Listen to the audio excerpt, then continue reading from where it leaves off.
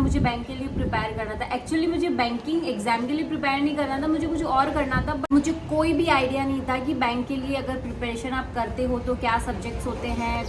मैंने वहाँ से कोचिंग छोड़ी। जो है एक बहुत पैसा इकट्ठा करने के बाद में 2-3 महीने का इकट्ठा करने के बाद में मैंने 500 रुपये इकट्ठा किया और मैंने एक टेस्ट सीरीज परचेज की और मैं बहुत रोती भी थी। हर एक जब रिजल्ट आता था उस रिजल्ट में मैं हमेशा रोया करती थी। मॉक टेस्ट देती थी बड़े कॉन्फिडेंस के साथ में, मार्क्स आते थे ऐसा तो बस लैपटॉप बंद किया और फिर रोना शुरू हो जाता था। मेरे मन में मैंने सोच लिया था कि मुझे पढ़ना ही नहीं है। मैं हर दिन रोती थी उस टाइम पे। आप उसको देखो 5 साल हो गए कि मुझसे नहीं हो रहा, कि मैंने अब गिव अप कर दिया है अपने दिमाग में, तो बाकी आप देख लो अपना। तो मैंने उनसे लड़ाई करना चालू कर दिया था कि तुम मुझे पढ़ाई के लिए कोई भी नहीं बोलोगे। कहीं पर भी तो ऐसा मन करता था कि छोड़ दो और मैं घर चली जाती हूँ। फिर समझ में आने लगा कि बहुत साल मेरे जो है इसी चीज़ में वेस्ट हुए। हेलो एवरीवन, कैसे हो आप सभी लोग? I hope you all are doing well and your study is also going well. This is Simran and you watching our YouTube channel that is also Simran Kumaon. Yes, so today I will talk in this video about my journey. कैसे मैंने जो है अपनी starting से मैं starting से बताऊंगी कि मैंने किस तरीके से अपने बैंक के लिए प्रिपेयर किया, किस तरीके से मैंने अपनी जर्नी की शुरुआत की और होते होते आज मैं जहाँ यहाँ हूँ वो किस तरीके से हूँ, क्या क्या मैंने स्ट्रगल फेस किया, क्या क्या वो जो टाइम था मेरे लिए बहुत ज़्यादा टफ था, ईजी था, जो भी था मैं आपके साथ में शेयर करना चाहूँगी। तो सबसे पहले मैं बता देती हूँ कि my name is Simran and I work in state bank of India since 2 year and I am doing my job happily. बहुत सारे लोग कहते हैं कि बैंकिंग की जॉब बहुत प्रेशर वाली होती है, बहुत घटिया होती है, वो ये सब होती है। हाँ ठीक है, ये सब होता है, but I love my job right now and I am doing very well. And job के साथ साथ में जो मुझे करना पसंद है like YouTube and all that I am doing. But ये सब अगर आप देख रहे हो कि आज मैं बहुत ज़्यादा खुश दिखती हूँ, लोगों को बहुत ज़्यादा सबको लगता है कि मैं जॉब भी अच्छे से कर रही हूँ, अपना काम भी मैनेज अच्छे कर रही हूँ, अपनी पर्सनल लाइफ भी अच्छे से मैनेज कर रही हूँ। बट आपको क्या लगता है कि ये आपके साथ में क्या स्टार्टिंग से होता है? अगर कोई आपको परफेक्ट दिखता है तो क्या वो आदमी स्टार्टिंग से परफेक्ट होता है? नहीं, कुछ ऐसा ही मेरे साथ में था। मैं आपसे कुछ शेयर करना चाहती हूँ यहाँ पे। I belong to a Rajasthani Marwari family. मैं जो है राजस्थान के जयपुर डिस्ट्रिक्ट एक छोटे से गांव है, वहाँ से बिलोंग करती हूँ। वहाँ पे तो वहाँ से मेरी स्टार्टिंग पढ़ाई जो है वहीं से शुरू होती है। फिर मुझे क्या करना था, मुझे बैंक के लिए प्रिपेयर करना था। एक्चुअली मुझे बैंकिंग एग्जाम के लिए प्रिपेयर नहीं करना था, मुझे कुछ और करना था। बट क्या करना था वो मुझे भी नहीं पता था। बस सामने आ गया कि हाँ भाई बैंकिंग एग्जाम के लिए प्रिपेयर करना है। I convince my father, my family. I went out from home कि मुझे कोचिंग करनी है और ये सब करना है। बट मुझे कोई भी आइडिया नहीं था कि बैंक के लिए अगर प्रिपरेशन आप करते हो तो क्या सब्जेक्ट्स होते हैं, क्या गाइडेंस होता है। I had zero guidance. Yes, I had zero guidance. किसी का कोई गाइडेंस नहीं था। फैमिली में जो बैकग्राउंड है वहाँ पे भी कोई बैंकिंग सेक्टर से कोई भी नहीं है। अगर किसी की जॉब भी अगर लगी है तो फर्स्ट मैं हूँ। अगर कोई मेल या फीमेल हो तो सबसे पहले मेरी अगर जॉब लगी है तो वो मैं हूँ।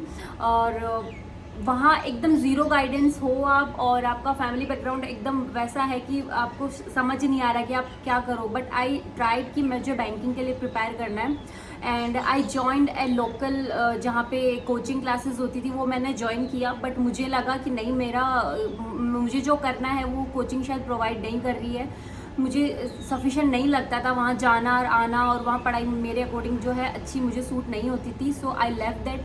मैंने वहाँ से कोचिंग छोड़ा और मैं जो है अपने आप ही जो है ऑनलाइन पढ़ाई शुरू मैंने करना चालू कर दिया। ऐसा था कि मैं घर से बहुत दूर रहती थी, हॉस्टल में रहती थी, तो मैंने वहीं पे लेके जो है ऑनलाइन चालू कर दिया था।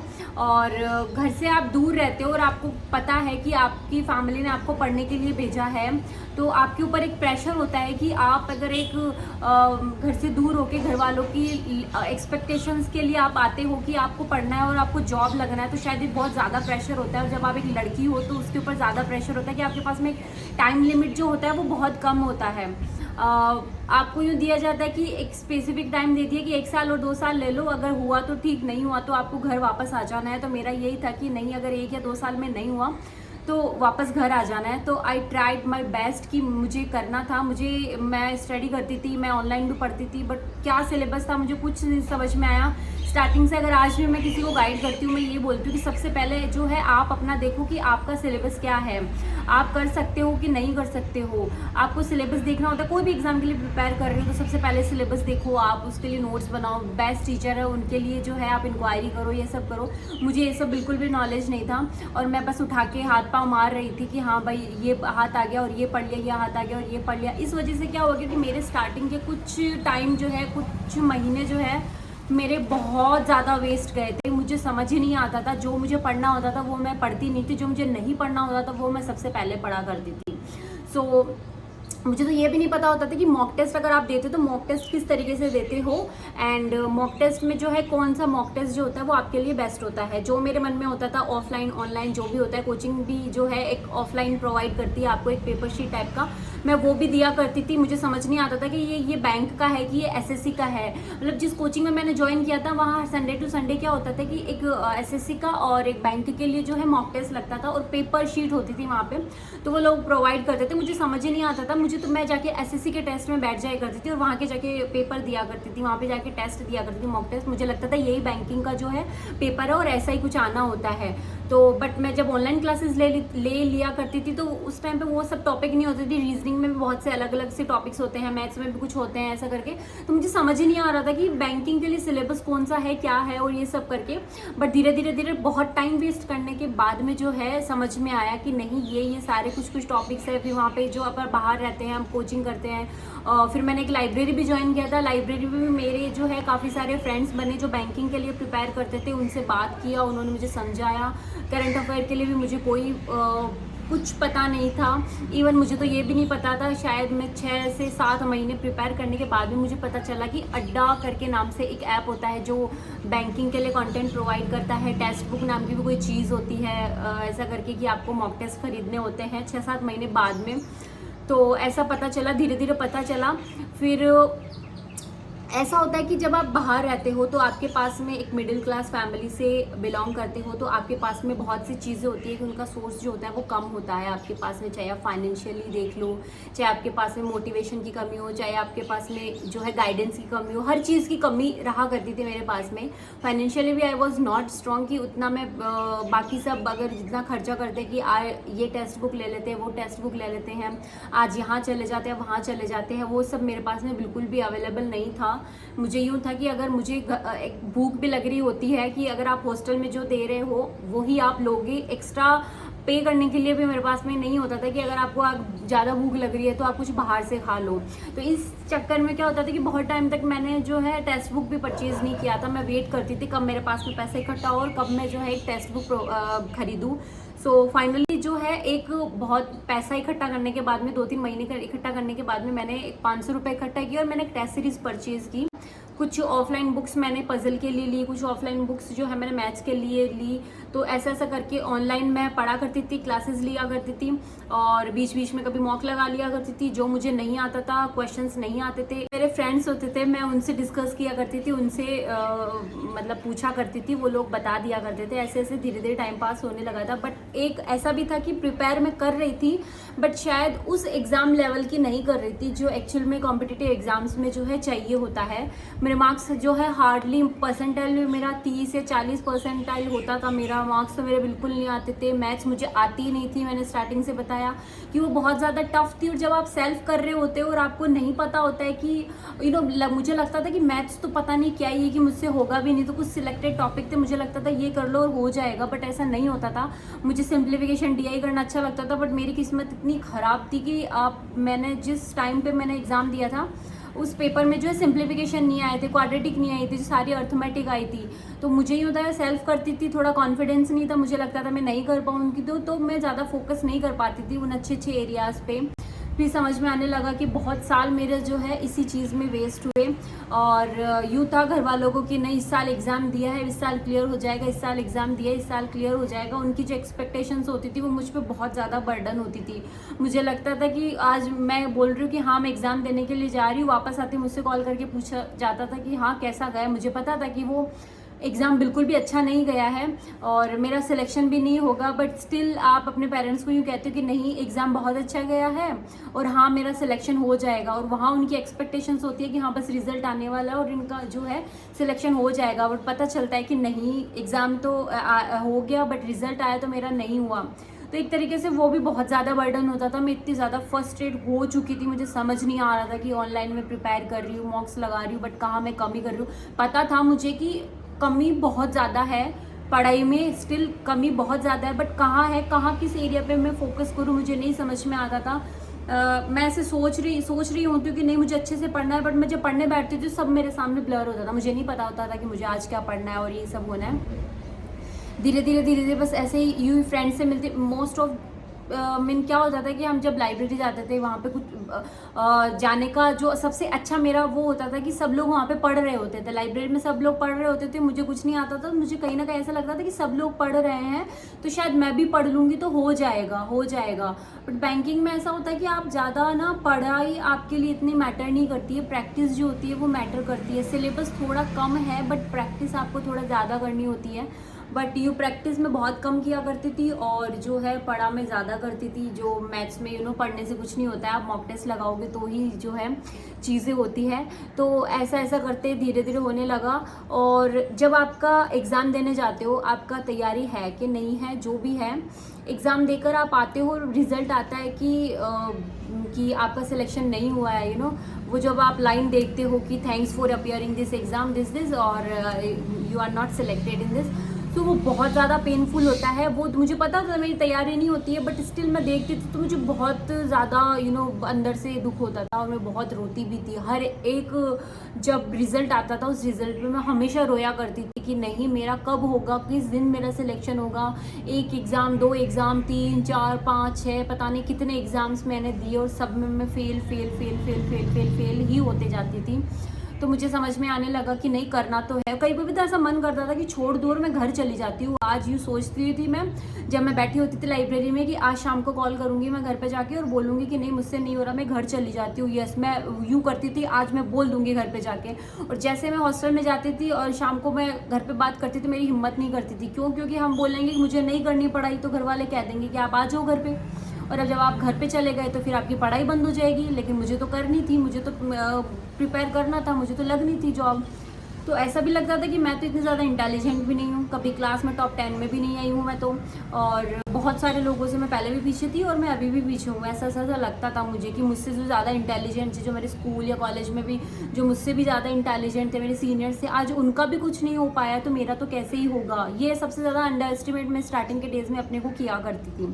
बट जब मैं बाहर रहने लगी, कॉम्पिटिटिव एग्ज़ाम की तैयारी करने लगी, तो बहुत सारे मैं स्टूडेंट से मिली, बहुत सारे जो है कैंडिडेट से मिली कि जिनकी पोजीशन जो होती है हमारी जैसी होती है, कि उनको कुछ भी नहीं आता और उनका भी सिलेक्शन होता है। तो धीरे धीरे मोटिवेशन बढ़ने लगा कि नहीं, अगर इन लोगों का भी सिलेक्शन हो रहा है तो हमारा भी जो है हो सकता है।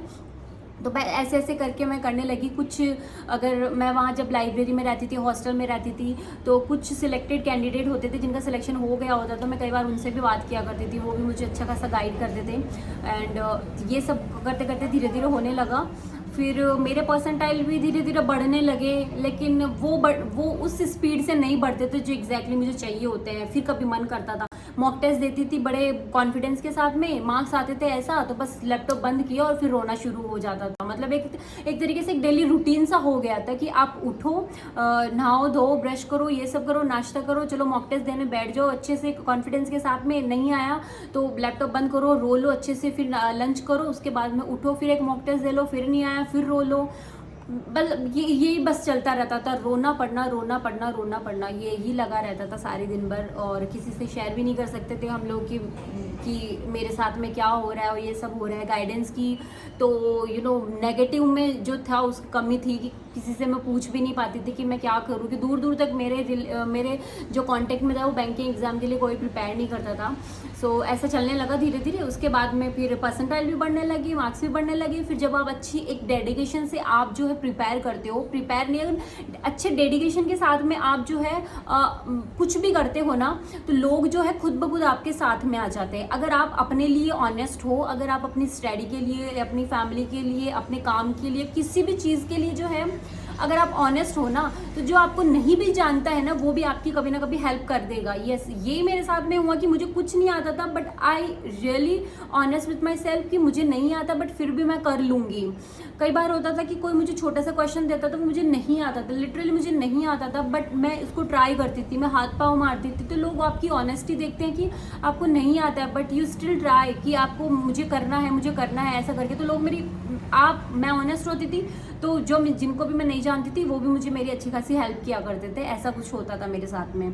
तो फिर धीरे धीरे होने लगा उसके बाद में। और एक चीज़ और है कि जब आप प्रिपेयर कर रहे होते हो ना, जब आप कुछ अलग कर रहे होते हो, अगर किसी के साथ में मुझे पता है कि आप जो भी लोग प्रिपेयर कर रहे हो ना, आप सबके साथ में ये चीज़ अच्छे से हो रही होगी कि आप अगर भीड़ से हट के कुछ भी कर रहे हो ना लाइफ में, वो किसी भी फील्ड में हो, तो जो आपके स्टार्टिंग से साथ रहते थे और आप उस भीड़ से अलग होके कुछ जा रहे हो, तो वो लोग आपके साथ में कभी भी नहीं आएंगे और उल्टा आपको बोलेंगे कि आप गलत कर रहे हो, आपसे कुछ नहीं हो पाएगा, आप ये सब मत करो। तो एग्जैक्टली मेरे साथ में ऐसा हुआ था कि जब मैं स्कूल कॉलेज से जिन लोगों के साथ में थी और मैं उनसे हटके अगर मैं किसी चीज़ के लिए प्रिपेयर कर रही थी, तो सब लोग जो है हट गए थे और सब लोगों का नेगेटिव कमेंट होता हमेशा मेरे साथ में कि नहीं हो सकता इसका, आप उसको देखो 5 साल हो गए बैंकिंग एग्जाम के लिए प्रिपेयर करते हुए, उसको देखो 3 साल हो गए उस चीज़ के लिए प्रिपेयर करते हुए, उन लोगों का ये नहीं हुआ तो इसका कैसे होगा और ये सब होगा। इतने नेगेटिव कमेंट होते थे, हर दिन नेगेटिव कमेंट होते थे। मैं घर से दूर रहती थी, बट स्टिल आपके